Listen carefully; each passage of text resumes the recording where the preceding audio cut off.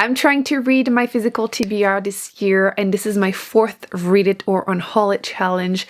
The last 2 were very, very heavy on the declutter. I think in total I got rid of like 10 books in 2 videos. It was very hectic, totally put me in a reading slump because I kept reading books that were not that great. That's why I wanted to get rid of them. So we're hoping that this month it's gonna be a good one. We're gonna find some hidden gems. We started the year with like 452 books.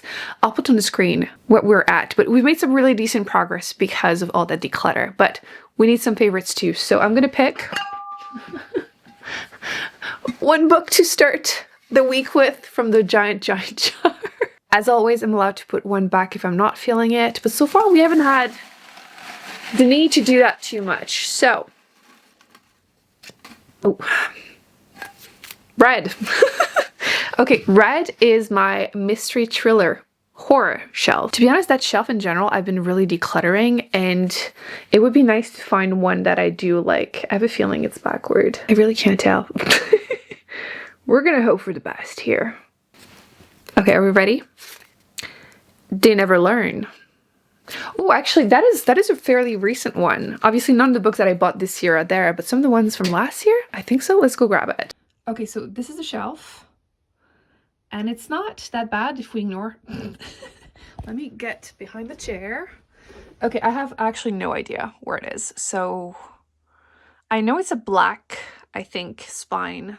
So it's probably up here. Do you see it? Oh, there you go. Okay, I'm gonna have to move all of this.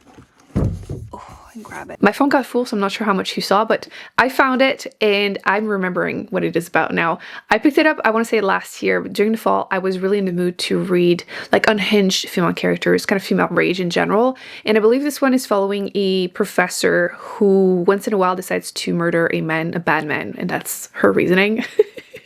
And like, you know, God forbid women have hobbies. So I feel like these characters can be really entertaining, and I don't feel like we see enough morally gray female characters in general. I feel like Gillian Flynn really did that for us, and other authors tried and didn't really do it, at least as well, in my opinion. So maybe this one can, you know, satisfy that craving for me. So that book shouldn't be too long. It's like 340 pages. So I'll let you know how that one goes. That's our first one. So I don't think this one is going to be a declutter, which finally, like, I unhauled so many this year, which is again super satisfying, but clearly what I needed is murder, books about murders. Speaking of murder mystery, me and my lovely assistant Charlie, the Watson to my Sherlock Holmes, are going to be solving a murder mystery from June's Journey, today's sponsor. It is a free to download video game where you're trying to solve the murder of the sister of a female character. It's set in the 1920s, so I personally really like the music, but mostly I find that the different sets are really keeping things interesting. So you're trying to figure out who murdered your sister, but at the same time you're discovering a lot of family secrets. What I like is that it can be as competitive as you want, so you can take it easy or you can try to do it as quickly as possible. You can also customize your island as much as you want. You could also join a club because it's always more fun with other people. Right, Charlie? We do not know anyone that would be evil enough to murder someone. Well, almost no one. Personally, I'm currently in the middle of chapter 7, but how could I not be when I have 4 assistants to help me? I'll put the link in the description box or the QR code on the screen. I definitely recommend you check it out and try to solve it for yourself, and hopefully you'll have a good assistant too. Well. I finished They Never Learn, and it was good. It was good. I was told that this was going to be kind of a female rage kind of story, so I was looking forward to it. And I would say you get vibes a little bit of Promising Young Women, the movie, and a little bit maybe of Gone Girl, maybe even a bit of, is it Villette, the TV show? So you have 2 point of views. You have this woman, she is a professor at this university, she's trying to get tenure, she's working hard on that, but she's also been spending the last 16 years men that she thinks deserve it. So think frat boy, that's the first one that we see in there, frat boy that was accused of SA but was never punished, as seems to happen too often. And before I actually start my review, let me read you the first sentence because it, yeah, context. I'll know it's working when he starts to scream. Yeah. I feel like we're not used to having these kind of female characters, and I just want some representation. Not because, you know, it's relatable or anything like that, but I feel like we see really dark villain, like male characters, but not enough female characters, and, you know, gotta make it fair.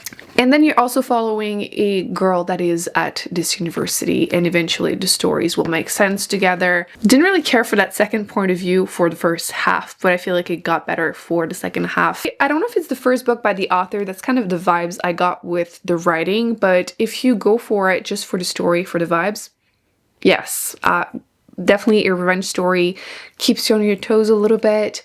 I overall enjoyed myself, so I'm gonna round it up to 4-star. I did not elaborate on the plot, but mostly she usually chooses people that are not close to her, but then a man pisses her off, so she goes for someone that is close to her, and that's a mistake. So there's an investigation. So she looks like she could be a suspect, so that's playing a role into the story at that point, but I'm gonna keep the rest vague because it is pretty much to the point. You guys were right to recommend it for me. Again, the vibes. If you're looking for something like that. I've been getting a lot of questions about female rage kind of stories recommendation. I did a video on the topic if you want to see. But yes, I will add that to my list of the ones you can definitely check out. It's definitely quick to go through, a quick read. So yes, I'm happy. I did it. That was definitely the right mood for right now because, like I said, I've been kind of on and off in a reading slump. So that one is done. Now we need a second one. Let me grab the jar. Does not get smaller, ever. Oh no, green. Okay. I love fantasy, but I'm in the middle of so many thick fantasy books, and they're not necessarily the best to pick for a reading slump, but that's okay. That's okay. Maybe we will pick one of the few short standalones. Maybe. I don't know what side it is. Oh, The School for Good and Evil. That is not too thick. I think it's middle grade too. Let's go and grab it. Okay, so fantasy, and it should be down here. There you go. I'm pretty sure it's middle grade. I love magical schools. That's why I had bought it, and just magic in general. I feel like it's been on there for 5+ years at this point. So I feel like that's definitely what this challenge is about. Getting rid of the ones that have been on there, giving them a shot, and either loving them or not. I had heard really fantastic things. I feel like everyone was giving it 5 stars, and recently I've gotten, I think, comments saying that they didn't think I was going to love it, and now I'm curious. So I'm gonna give it a shot. I think it's just under, it's about 500 pages. But because it's middle grade, it's probably gonna be a quick read. I'll be honest, I have low expectations just because, not even the feedback I've gotten, but because I have since learned that I'm not really into middle grade. So I'm gonna go with an open mind, no matter what happens, whether I read it, love it, or get rid of it. It's still one decision that was made. I feel like that's definitely been the key for me with this challenge. So one down, one more to go. Okay, so I got curious and I read the first chapter. It's only like 17 pages, and I put like a few post-its, like 5? I'm really kind of confused. So it seems to be people from this village, they get kidnapped to go to this magical school. That was the context, right? But there's a school for good and a school for evil, hence the title. However, the good people are pretty, and then the evil people are ugly. And like, it's very heavy-handed, like the fat phobia, and just, you know, oh no, wrinkles, oh no, I'm fat, oh no, thickened legs, oh no, she was beautiful and the other one was ugly. Obviously she was a good one. She had hideous hair, coated in oil, shapeless, blah blah. Anyway, I am hoping that it's just really heavy-handed because it is middle grade and for children, and that hopefully by the end the lesson will be equally as heavy-handed. When was this published? Because I can't understand how things could get, you know, start that way as long as it balanced out, even though 2013, it's not even that old. Okay, I'm gonna say first impression, not impressed, but I'm really, really hoping that maybe we're gonna learn that the school for good is actually bad or something, because like, what is this? Okay. I'm gonna give it, you know, a couple more pages, obviously. At least 100, maybe half, and I'll update you. But maybe I understand now what people were saying. Maybe not. We'll see. Magical School. I'm going to focus on that. Since that's not going well, I thought we could do a little throwback moment. I received some of my first beauty PR ever on this channel, and I thought, why not talk about them? Mini lip swatch video, and also I'm going to tell you some of my favorites from these brands just for fun. So first off, we have Makeup Forever. I have been wearing these lip planners literally nonstop. Like you can see. There is Up and Down Tan and Wherever Walnut. So love these. They have a whole range of like, you're going to find your perfect nude lip liner in that range. Makeup Forever is actually often used by swimming, like Olympics. What are they called? Like they do crazy stuff in the water. So you know this is gonna last. So they sent me more shades, so I'm gonna swatch them on my hand, not the lips for lip liner, please. So you have the Up and Down Tan and the Wherever Walnut. You can see there's just a little bit more mauve in it compared to the other one. So that one is the one that I'm wearing under lipstick right now. But I've worn that one like crazy. So I have a second one now. There's one that is more brown. This one is Limitless Brown. Boundless Berry, which that's going to be definitely something I wear a lot. Anywhere Caffeine if you want more of a true brown with a bit of warmth in it. But what I was really excited about is that they came out with their lip gloss from the same range. And I love Wherever Walnut, right? And there is one, where is it? That's the one. And I actually wore it recently in a video and I got compliments. Let me just remove what I'm wearing. So this is the Wherever Walnut. You can see it's like my color, but better. My lips, but better. It's a little bit minty, but not one of those burning ones. The formula is pretty thick, but like it grips your lips, but it doesn't feel too sticky. With Kat's long hair, I don't want anything too crazy. And the color, I really love it. It's brown, but it's not too brown. I feel like it's going to look better when I have a bit more tan. I haven't seen the sun in literally forever in Canada, but I love it so far. And they have a few more shades, which, let me swatch them quickly. If you can see the cats in the background, I made the mistake of leaving the door open and they're making me regret it. So this one is the Anywhere Caffeine. This is nice.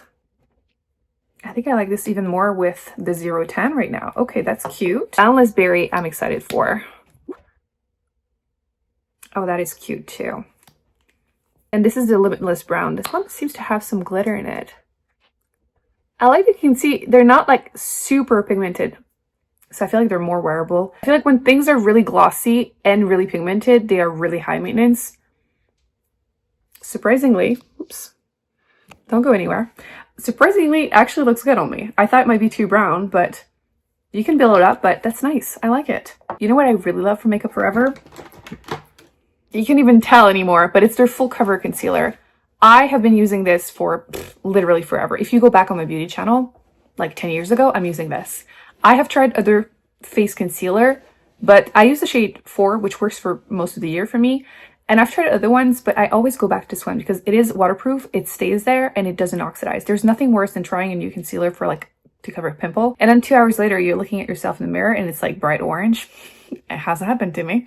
So never been an issue with this one. I literally had to repurchase because I had it for like 6+ years. And I was like, it doesn't feel different, but like it's starting to be gross. And eventually I'm going to have to replace this one too. But I'm never going to finish this, like literally ever.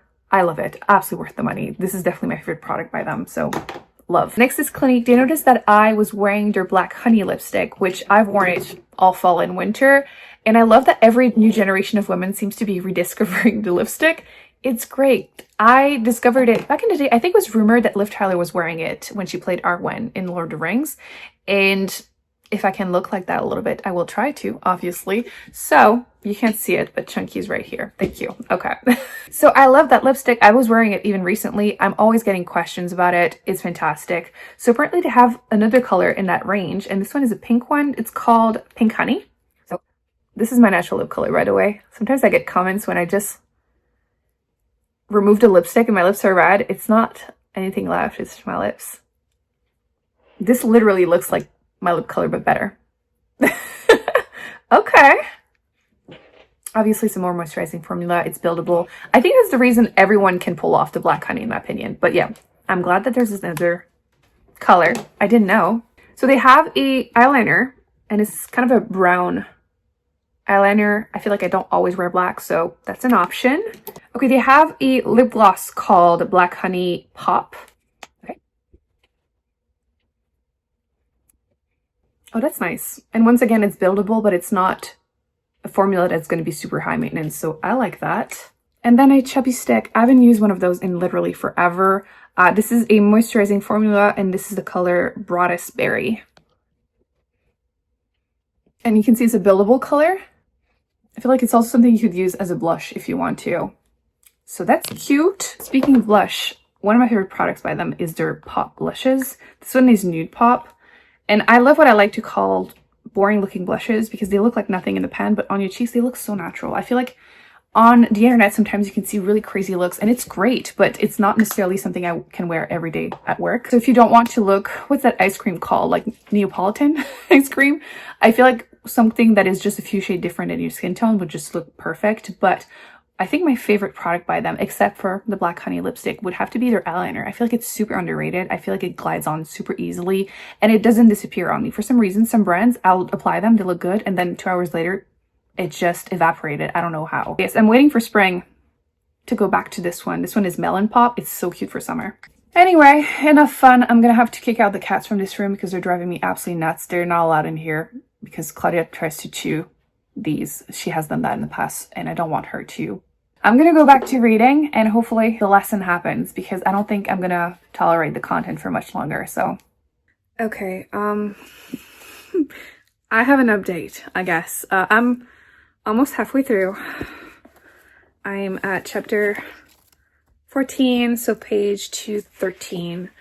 And how do I say that? I'm still waiting for a lesson to start. I feel like I can tolerate that kind of content as long as, again, lesson to learn. Like, I know it's a series, but like if I don't see progress from book one, I'm not going to want to continue. And I'm at the point where I'm considering putting it down. It's very readable because, again, middle grade, but there's just something really off, like that content, but also the friendship between these two girls. Let me actually give you some context. I'm just like really focused right now for anyone that has not read this book. So you have these two girls that are from this small town in the middle of the woods where people, kids, every 4 years, 2 kids disappear and they don't see them again. Turns out they are sent, one of them to the good school, some of them the school for evil. So these two friends, which honestly, shitty friendship, okay? It's very, very one-sided. And the pretty girl thinks, I'm going to be into the good school because look at me, I smile to stranger. I am kind to this girl that is very ugly. So of course she's going to go to the evil school if she comes to. So yeah, they are sent to the opposite school, apparently. The oh so ugly one is sent to the school for good, and then the other one, the pretty one, is sent to the school for evil. She thinks there's a mistake. She keeps trying to go back to the other one. And yeah, like, I'm still waiting for, like, what is the point of this? Like, where is it going? It's not, nothing is happening. They're not learning anything yet. That is like a lesson. And like, she was really mean to her friends. So I guess she does deserve to go to the school for evil. She hasn't figured that out yet. But yeah, there's just something really off. I'm at the point where if I continue, I'm going to read it in diagonal, which I never do. So I think I'm going to pause this for a second. I'm going to Google it, read some non-spoiler reviews, and make a decision. Oh, okay. I did not read one review. I just looked up the author. It's a man. I knew there was something off. Listen, if you're going to write teenage girls' friendship, they're 12, young tweens, whatever. If you're going to write about friendship between girls, actually do a good job, please. I'm not saying authors can't write female characters. Like, I have plenty of examples, but not this one. I'm having flashbacks of when I was reading My Brilliant Friend. I was told that this author, nobody knows who she is, and it could be a man. And people apparently in Italy, where the book is from, people were suggesting it might have been the 60-year-old man. And it's like, no, because this, if you haven't read it, it's a friendship between two girls over their whole lives. And book one is like when they're under 18. That's why I'm, and they have a complex friendship, kind of frenemies. So that's what I'm thinking about. But like, this one is really bad and this one is really good. So like, if you read it, it's like, oh, that is it. That's clearly written by a woman. It's not. I could feel it. I could just tell there was something wrong. Obviously this could have been written by a woman and be badly written too, but I'm not vibing with it. So like I said, I think I'm going to rate it a bit in diagonal, kind of skipping descriptions of rooms and stuff just for the sake of it. Because I'm still curious to see, because people were telling me that they didn't love it. I don't really know why. I thought maybe it was just the, you know, fat phobia and everything. So I'm still curious enough that I'm going to continue. And if it gets boring or whatever, I'll start skipping parts, which again, I never do. I get asked that question. I don't do that.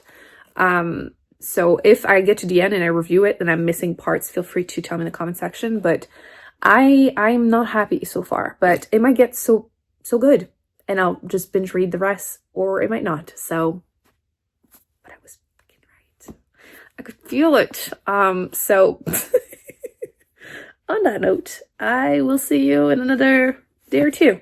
We'll see. I forgot to mention, not only is it, yes, like fat phobic and sexist and like frenemies, the girls, the friendship is weird and one-sided, but it's also very like patriarchal. But again, all of these things could be explained if I just don't feel like that's the direction. Like I'm halfway through. It should have started. But yeah, like the princes are very princes. The girl from like the good school are learning to become prettier and talking to animals and like just etiquette and everything, and the ones from evil school are learning to look ugly, which it's just weird, and the boys are learning to fight, you know? Anyway, we'll see. Okay, so I finished a book. I don't even know where to start. I did skip some sections. Again, disclaimer. So I have, you know, read it, but I was going to give up on it multiple times, and I just decided to continue for the sake of it, because I looked up reviews a little bit and I wanted to form my opinion on some of the things that I've seen. So things never got better. I still was waiting for the message of that friendship being important, and while there was a little bit of that, it wasn't good enough to compensate for everything else, let's be honest. So I need to discuss spoilers. So if you don't want to know, skip ahead. I'll put spoilers on the screen, but like whatever. It's been out for like 12 years, so maybe you've picked it up already. So in order to get back to their normal lives, which was what I'm gonna say their names otherwise. So the pretty girl that was sent to the evil school is named Sophie, and the oh so ugly girl that was sent to the school for good was called Agatha. So Agatha the whole time wanted to be shipped back to where they came from. She wanted nothing to do with it. And Sophie, that was her dream, to be there. She wanted to be a princess. She wanted to find her prince. She had eyes on this one dude that seemed like a hay-hole, but, you know, she was all for it. And things happen, and the prince actually is eyeing Agatha to his own shock, because it just keeps happening magically that he's into her. So a lot happens. Agatha ends up helping Sophie getting with the prince, but then again he realizes that he's actually into Agatha. That pisses off Sophie. That friendship is messed up. Again, I was waiting for her to learn that her friendship was the important part, and at the end she kind of does. Let me rewind again a little bit. The school, there is a schoolmaster, and actually the school was ruled by these twins, one that was, you know, for the school of good, the other one for evil, and something happened between them, and one of them was murdered, but you don't know who was the one that stayed. All you know is that ever since then, for the last 200 years, the school of good keeps winning. Like, good keeps winning over evil. So, and when they want to go back, at first they go and meet him, and he gives them this riddle and they have to solve in order to be able to go home if they want to. And what was it? Something like, what's something that good needs and evil will never get? And turns out it is a true love's kiss. It has fairy tales in there, so it makes sense. Okay, fine. And Sophie thinks that her true love is going to be the prince. It's not. Turns out the true love is going to be Agatha, platonic true love. It is so queer baiting, okay? Again, Are you serious, dude? Like, it's so queer baiting. But also before that, just before that, Sophie went to see the schoolmaster. You know, the 1,000-year-old dude? Yeah, because she thought maybe he could have, you know, her true love kiss. It would be him. Because she's evil, right? Why is the 12-year-old girl kissing a 1,000-year-old dude? He appears young, but it doesn't change anything. I hate that trope. Like, listen, I read Twilight. I liked Twilight when I was growing up too. But she's 17 and he's 100-something, but not 1,000. But, you know, it was different. The vibes were different. 12 is way too freaking young. I'm pretty sure she's 12. Clearly, my brain has absorbed none of this. The kiss is not doing it for her, and she runs away. And that's when, you know, the other thing happens, and she gets hurt, and Agatha gives her a true love's kiss. I'm just kind of reeling. Again, I might be missing some details. I've been very clear about it. All I know is that I've kind of hated every second of it. I love magical schools, okay? So I will keep reading every other one that I find. I'm not continuing this one, obviously. But, like, I was trying to get into it because I really wanted to like it. But, yeah, I didn't care for their friendship whatsoever. Like, obviously, everything else is problematic. But, like, everything could have been explained. But I don't feel like it was. And, like, the true love kiss is literally, like, at the end. Like, this is the schoolmaster kiss. Literally, the true love platonic kiss, and that's the last page. Where's my lesson? Okay, Agatha was there the whole freaking time helping Sophie, and Sophie was a douche canoe the whole time to her. Like, that friendship was extremely one-sided. Like, no message. No message, okay? I'm missing that part in order to actually be into it and forgive some of the stuff that I can't forgive now. Maybe it gets better, but I'm not going to read a whole series for things to get better. Like, why would a kid be reading this? Obviously, we're adults, but, like, it's middle grade. Like, why? There's so much horrible stuff and nothing to compensate and explain that. I mean, there's barely a section where she's like, what if evil was good? But it doesn't compensate. So if you've read it and you feel like I've missed anything, feel free to support or complain about the book too in the comment section. But yeah, I'm not liking this. Okay, so technically here, but I'm gonna grab the cover in a second. But the reason we're here, so They Never Learn, book 1. Yay. And then School of Good and Evil. Yay! Again, we've made some progress. I'll put on the screen how many we're at now, but I don't know anymore. We went through a lot of oh, yeah, that's because of the last 2 challenges, of course. I forgot. So that's it for the 4th episode of Read It or Unhaul It for 2025. 2 more books added to the tiny jar. We're happy. Once again, if you're interested in checking out June's journey, I will put everything in the description box, and I'll put more videos on the screen that I recommend you check out, and I will see you then. Not bad, but the last one left a little bit of a taste there. Bye.